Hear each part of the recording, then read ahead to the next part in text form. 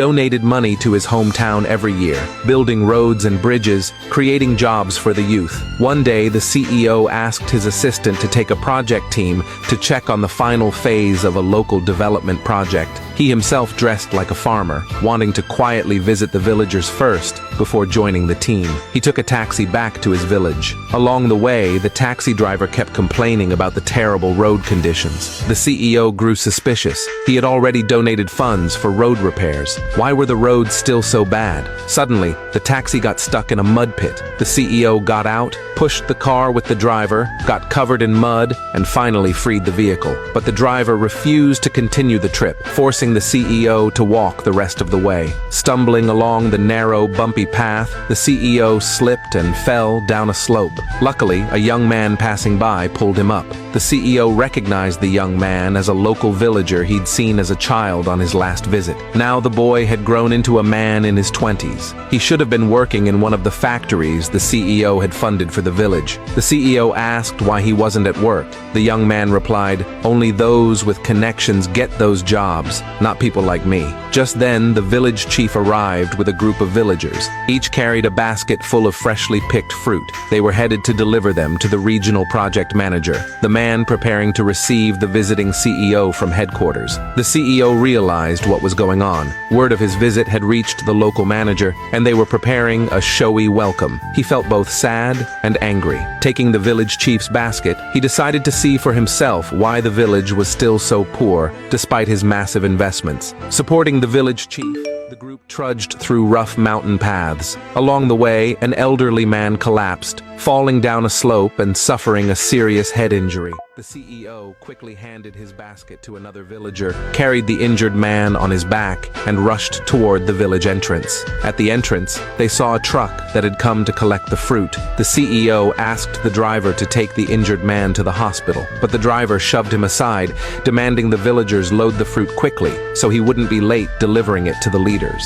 The CEO was furious. Fruit was more important than a human life. Just then, a small car arrived. The project manager stepped out. Seeing hope, the CEO asked him to take the man to the hospital, but the manager kicked the CEO to the ground, accusing him of delaying their reception task. The CEO yelled at him in anger, saying the company's money was meant to improve the lives of the people, not to ignore their safety and well-being. The manager, seeing this nobody yelling at him, ordered his men to beat the CEO. Then they drove away. The CEO had no choice but to carry the old man on his back and run to the hospital again. But just as they reached the main road, they were stopped by a group of people who said they were expecting a visit from the corporate leadership today, and the road was already closed. The CEO shouted to the villagers, "Even if we have to break through, we must push forward." Inspired by his courage, the villagers crossed the barricade and charged ahead. At that moment, the assistant's car happened to be driving along the same road. The project manager was explaining to him that this road was built day and night according to the CEO's vision, and that the villagers were all very grateful to the CEO. Unbeknownst to them, the CEO was currently carrying the old man, leading the villagers in a desperate sprint, with a group of staff chasing behind. Just as the assistant's car approached, the CEO and the others were caught by the staff, pinned to the ground, and their mouths were covered. The assistant noticed something unusual on the side of the road, but the project manager quickly explained that a few villagers had crossed the road,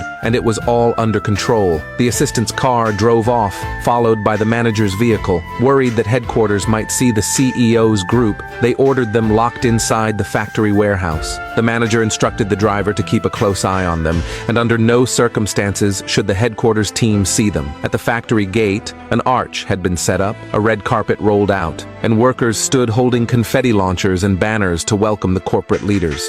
The assistant stepped out of the car, saw the flashy scene, and immediately ordered it taken down. The CEO hated superficial displays. The manager dismissed the greeters and led the assistant on a tour of the factory, but the assistant couldn't help wondering. The CEO had left earlier, yet still hadn't arrived. He was getting worried. Little did he know, the CEO was locked in the warehouse. He tried to call the assistant, but the guards snatched away his phone. Meanwhile, the old man's condition was growing critical. One One of the guards asked the manager who just arrived whether they should take him to the hospital first. The manager replied that they'd run into the headquarters team if they left now, so they should wait until the visit was over. The CEO lunged forward, clutching the manager, and shouted for the young man to run out and find his assistant. As the young man ran for the door, the manager's men blocked him. His mother saw this and rushed over, pulling the men away from her son. The young man finally made it out. He ran while shouting the assistant's name.